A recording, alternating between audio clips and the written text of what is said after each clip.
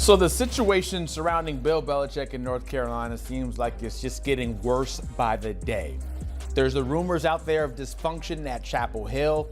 Our 24/7 Sports insider Andrew Jones reported earlier on Wednesday that discussions have taken place regarding a potential exit strategy for Belichick. So with all that news circulating and all those rumors, here are the facts. A statement being put out from Bill Belichick saying, "I'm fully committed to UNC football and the program we're building here."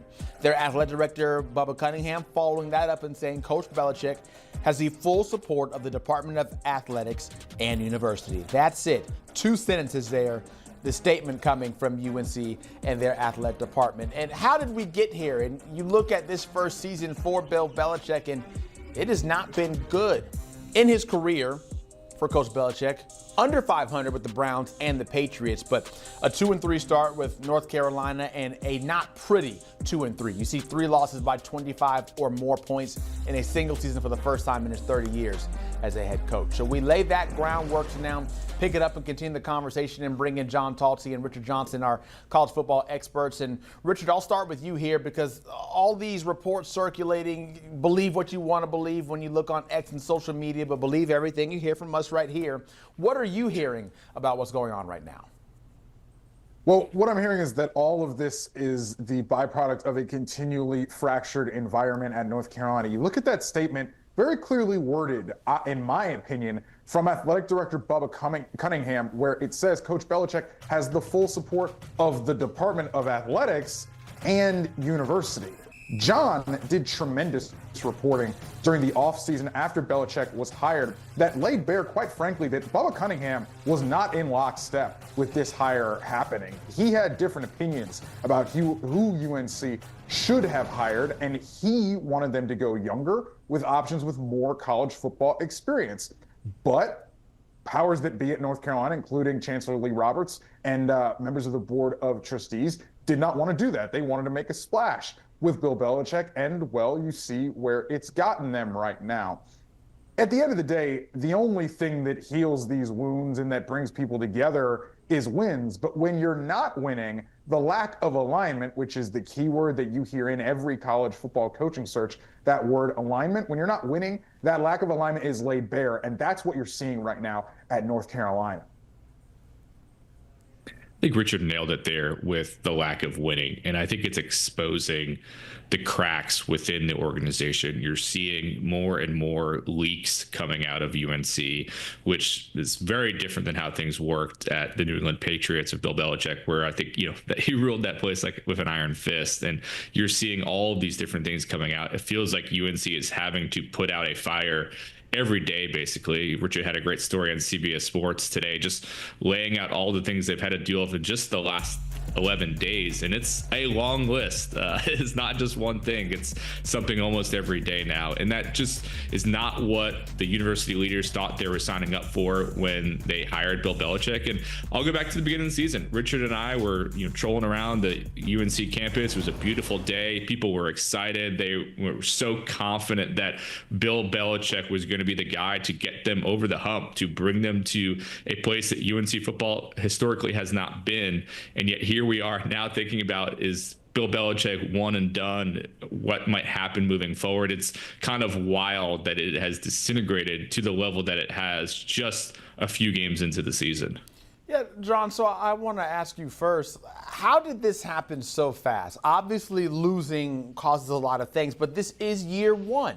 It's 2 wins, 3 losses. It's not a winless year so far. How did we get to this point right here as we're in October and this is the conversation we're having? Yeah, I think there's a couple of factors to think about. When you think about just the on-field success, I think, or lack of it really, I think there are a few different issues. I think that the talent is just clearly not very good. They did not do a good enough job in the transfer portal. Michael Lombardi and others around that program have admitted that they were not properly prepared for that first December transfer portal window when they got hired, and that put them behind the 8 ball in a lot of ways. I think the coaching staff is very heavy with people that Bill Belichick knows. Quite a few of them coming from the NFL ranks or having very limited college experience. I think that they expected that NFL experience to just work, and that college football is more like the NFL now. We know how it works in the NFL. We'll be okay. I think that attitude has been exposed so far to this point. And then I think, again, the optics of so much of off-field stuff that has in some ways embarrassed the program, whether you want to get into the Jordan Hudson stuff that dominated the headlines in the offseason to just smaller things like Bill Belichick being in Nantucket on a bye week, to maybe not posting Drake May highlights because of his ongoing beef with the Patriots. There's just all these little things that I think have upset the fan base. And again, when you're not winning, all that starts adding up to people wondering, why are we doing this? And is this really worth the significant financial investment that we're making into this program when we're getting embarrassed off the field and on the field? Yeah, I think the difference here is that word that John uses, embarrassed, right? North Carolina has seen bad football before. I mean, there's a reason why Bill Belichick himself is in this job. It's because Mac Brown didn't exactly do the best job last year, for instance, when they lost to James Madison, for instance. But it's the embarrassing factor. It's the constant churn. And again, I go back to the fact that this is clearly an athletic department and university system that is not all aligned behind this hire in general or supporting the apparatus around Bill Belichick. Just because college football is a business does not mean it is the same business as the National Football League. And to be honest with you, we also have to say, it's not like Bill Belichick was doing gangbusters with the New England Patriots since number 12 decided to go to the Tampa Bay Buccaneers. There's a reason Bill isn't still in the Patriots job. There's also a reason Gerard Mayo isn't still in the Patriots job, and it's because the roster Bill handed to him stunk. So there's a lot that we have to talk about. The fact that there's a reason Bill Belichick isn't coaching with the Patriots, coaching in the NFL at all, because NFL jobs, including the Atlanta Falcons, decided that they didn't want him. And there's a reason he's coaching in college football for a program like North Carolina that historically has been pretty mid at best.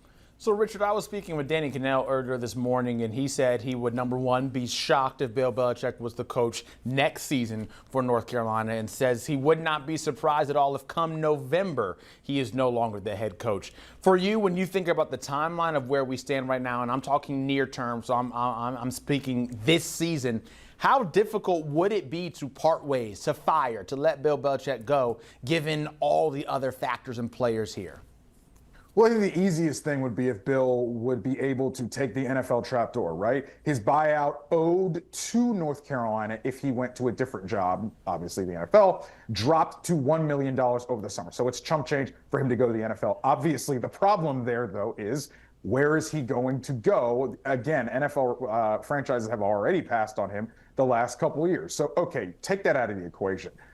Would they get rid of him? Now, a lot of the scuttlebutt and hearsay yesterday was around whether they could find cause to fire Bill Belichick for nothing, or if they could whittle down his $20 million owed from UNC to him in any way, in like a leverage negotiation kind of situation. You can try that if you want to, but if I'm Bill Belichick, you pay me every red cent of $20 million. I don't care. And if you want to try to get out from under it, I'll take you to court and we'll get real messy. You can ask Kansas with David Beatty, UConn with Kevin Ollie, how that works when you try to trump up some NCAA charges or NCAA infractions to get out from under a buyout. If North Carolina wants to get rid of Bill Belichick, in my opinion, it's going to take the $20 million to push him out the door. You want to act like a big boy college football program? Well, it may take big boy money to get Bill Belichick out the paint. Let me start here. I talked to somebody over at the UNC football program who said, one, Bill Belichick is not looking for an exit strategy that is as close to a status quo as possible, that they were calling recruits last night, trying to calm the waters, talking to commits, trying to sell the long-term vision. So they're obviously well aware of all the rumors that were going rampant yesterday. We started talking about the statements they had to put out there. The football program's trying to calm that down. I think there's a lot of reasons why there is considerable industry skepticism, maybe about whether he's going to be there long term. But same amount of skepticism that UNC would make a move in season. There's a couple of reasons why. Richard just hit on a few of them from a financial standpoint. It's also when you look at the coaching staff, there is so much Belichick influence throughout. He's got two of his sons on the staff. His general manager, Mike Lombardi's son, Matt, is on the staff. He's got a lot of guys from previous NFL coaching experience that he worked with, a Jamie Collins type. So there's not a lot of people on staff, that you think you could probably bump up to being an interim. But also, in theory, when you have a guy who's so tied to multiple members of staff, if you have somebody come in, usually you clear them out. You can't clear out the whole staff in the middle of the season. So I think there's a lot of reasons why people believe that there might not make a move anytime soon. I know it was going around hot and heavy yesterday, but when you look at possibly having to pay $20 million, also, if you're getting rid of Belichick, are you keeping his defensive coordinator's son on staff as well? It just feels like there'd be a lot of logistical issues to have to make an in-season move. Of course, with the way things are playing out in this soap opera at UNC, you never know what can happen in the future. You never know what story is going to pop up tomorrow. But there is reason to believe it would be very hard and unlikely to want to do something in the very near future for some of those reasons that we laid out. Good luck, Hubert Davis, and the basketball program. You might really need it in North Carolina because they need some sort of a happy ending for the rest of this athletic season.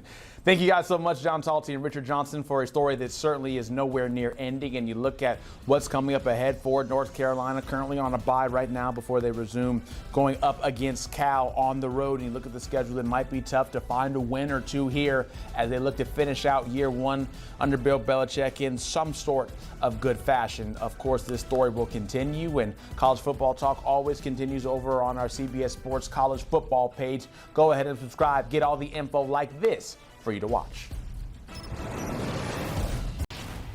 Buckle up, my friends, because the situation surrounding Bill Belichick and North Carolina seems to just get worse by the day. There's rumors out there of dysfunction over at Chapel Hill. Our 24/7 Sports insider covering Carolina, Andrew Jones, reported earlier on Wednesday the discussions have taken place regarding a potential exit strategy for Belichick. And with all this chatter, there's now coming official statements out from Bill Belichick and their athletic director, Bubba Cunningham. Coach Belichick saying, I'm fully committed to UNC football and the program we're building here. The AD Cunningham saying Coach Belichick has the full support of the Department of Athletics and University. That is our jumping off point to continue this conversation surrounding North Carolina. And we bring back in Danny Kanell. And Danny, what do you make of this situation in general? Because it seems like just kind of out of nowhere, this has picked up so much steam to the point of statements are now being released. Zach, this is wild. It's one of the ugliest situations we've seen in college football. And we've seen some doozies, some hires that did not work out, but never this fast, where it felt like it come off the rails right from the start, including that game where they got absolutely boat raced at home in Chapel Hill in front of Michael Jordan and Lawrence Taylor and Mia Hamm and all these North Carolina greats, and you put out an embarrassing product.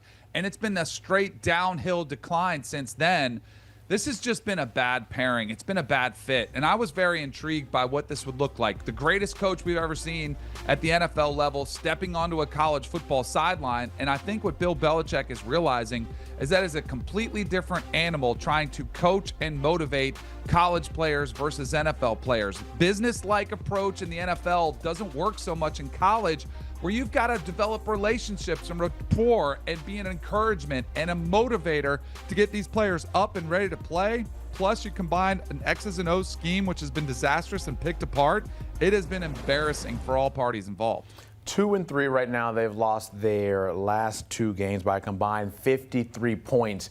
It just has not been good football at all. What do you make of the fact that you get the vote of confidence, though, from the athletic director, Bubba Cunningham? Does that sway any way of what you might think might be on the horizon? No. I mean, it's kind of laugh out loud funny, the statement that's out there. It's a one sentence from Bill Belichick and a one sentence from Bubba Cunningham. Please just stop talking about us. Can you guys just keep not paying attention to us? But the rumors, the rumblings, the parents that are out talking now to sources, all of it is believable. And you don't have to look further than the product on the field to see the dysfunction that's at play, that's at stake. They have a bye week this week. I wonder if they shake up something on the staff. There's rumors of potentially, illegal benefits that are handed out there so that UNC could potentially get out of a $30 million buyout. And all of these, normally I'm very cautious and skeptical with rumors, but all of it I think is on the table. I don't know which ones are true, but I guarantee you where there's smoke, there's fire, especially in this circumstance, because there is no loyalty there. There are divided factions since the moment he was hired. There was a significant faction that thought this was going to be a bad hire. Those people have been undermining his ability to do it. So it has been an absolute disaster in Chapel Hill, worse than I could have ever imagined or anybody else. And I don't think it ends well. I truly will be surprised if Bill Belichick, I'll be shocked if he's the head coach at North Carolina next season, and I'll be surprised if he's there in November, to be honest. It's been that bad where I think everybody needs to look at each other and say, maybe the best way is just to rip the Band-Aid off. Let's call it what it is. It's been a massive mistake, and let's start a course for a new direction for all parties involved. So let's keep going down that path then, since we are clearly there right now. If they do part ways, fire, whatever verbiage they end up deciding on, what does this put the position for the North Carolina football program that was already looking to get a guy and seeming like it took a while before they even landed on Belichick in the first place this offseason? Man, it looks like a program that's in shambles, and that's going to be hard because there's already several other jobs that are really good jobs that are open when you think about UCLA, Virginia Tech, Oklahoma State, Arkansas, and that's just the start. I think we're going to see other jobs that come available that are good jobs as well. And Carolina's already in a tough spot because they are a basketball school, and Mac Brown did a phenomenal job of building up a football program that was least competitive and occasionally would make a run to an ACC title game.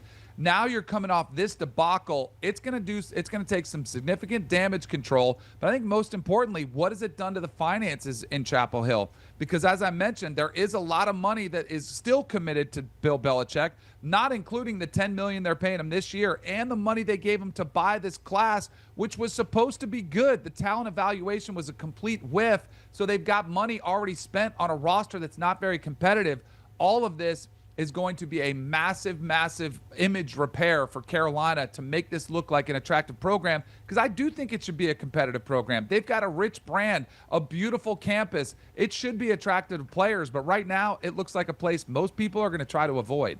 Yeah, probably going to take time to try to get everything situated. And you mentioned that you wouldn't even be shocked if Belichick doesn't make it to November. You look at their schedule as they get ready for their bye right here, and okay, you go to Cal on October 17th. Do they win again this year? Where is it? I think the game you would look at, because I don't think they win at Cal. They're pretty good. I don't think they win against Virginia at home. I don't think they win against Syracuse. November 8th is the date to circle, because Stanford has been one of the worst programs in the ACC. I know they had a win against Boston College. They've been better than we thought. But if you lose at home to Stanford and it is not competitive, which we haven't seen one game versus a Power 4 opponent be competitive, that's one where you think it's bad now. Wait till it gets there. And then even if they do win that game somehow, and they lose at home to Duke, your in-state rival, where there's this hatred between the programs, and that one could get ugly. Darian Mensah for Duke is a really good quarterback. Keep an eye on that one. And NC State's a game you're probably going to lose. I think you're lucky if you go 3-9 from what we've seen based so far. And at that point, who wants this thing to work out in the long term? It just looks bad all around for Carolina. I guess the good news is bye week, let the dust settle. Maybe you can make some changes to the staff, play calling. But it doesn't. The future looks bleak for the Tar Heels right now. Yeah, I can guarantee this is not the last time we'll be talking about North Carolina, probably today and certainly in the future, because it seems like it could only get worse from here. Danny Kanell, thank you so much as we tap in and look at that North Carolina football program that is desperate in search of just something better. Something better for you was the Cover 3 podcast, because the fellas keep everything covered from gridiron to sideline to sideline. Scan the QR code. Give a listen.